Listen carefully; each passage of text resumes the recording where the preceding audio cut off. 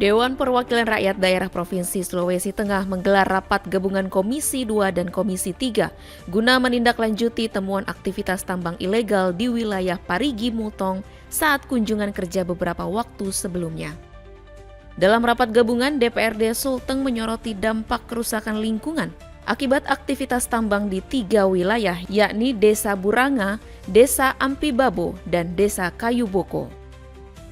Ketua Komisi 3 DPRD Sulteng, Arnila Ali, mengutarakan kekecewaannya karena aktivitas tambang ilegal di wilayah Kabupaten Parigi Mutong tetap berlangsung, meski surat instruksi Gubernur Sulteng perihal penghentian tambang ilegal telah dikeluarkan.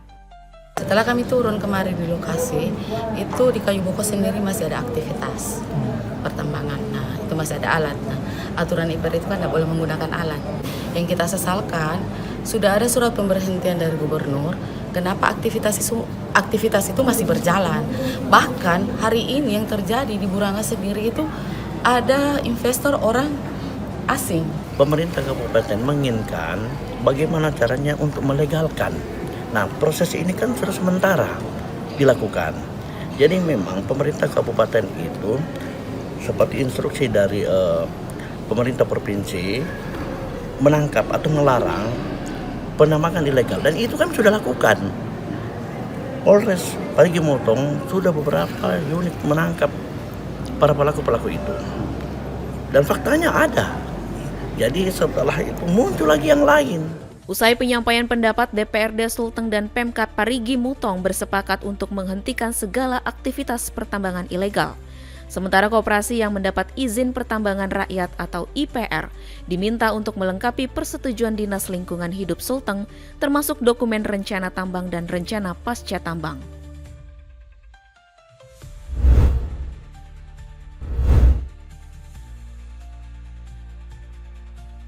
Pemerintah Kota Madiun menggelar Nakerfest 2025 di Gor Wilis mulai Selasa 30 September hingga Rabu 1 Oktober. Sebanyak 26 perusahaan dari berbagai sektor, mulai dari pabrik hingga penyalur tenaga kerja ke luar negeri, turut serta dalam kegiatan ini. Nakerfest 2025 ini menyediakan lebih dari 2.000 lowongan pekerjaan dengan sekitar 500 lowongan dibuka oleh PT Waihing Industrial Indonesia. Waihing adalah perusahaan produksi mainan untuk kebutuhan ekspor yang berlokasi di Ngawi.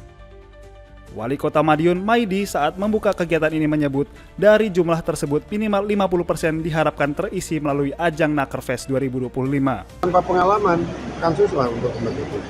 Maka dengan kesempatan ini ya digunakan yang sebaik-baiknya untuk anak-anak yang pengen masuk.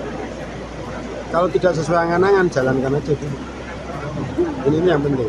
Awalnya apa, Pak? Ya targetnya kalau seperti ini bisa serap 50%. Bagus itu.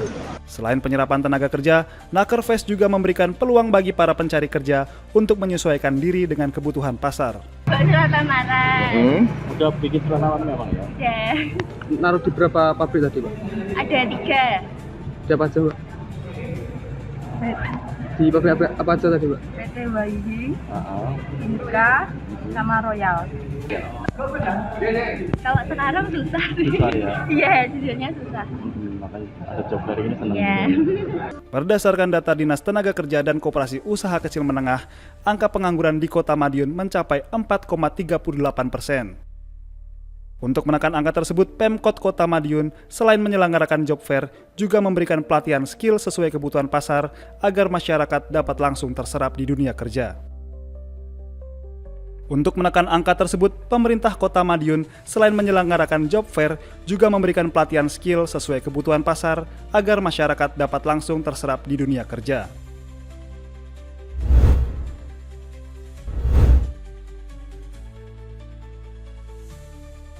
Persatuan Sepak Bola Seluruh Indonesia atau PSSI akan memulai training camp atau pemusatan latihan untuk tim nasional U23 pada 3 Oktober 2025.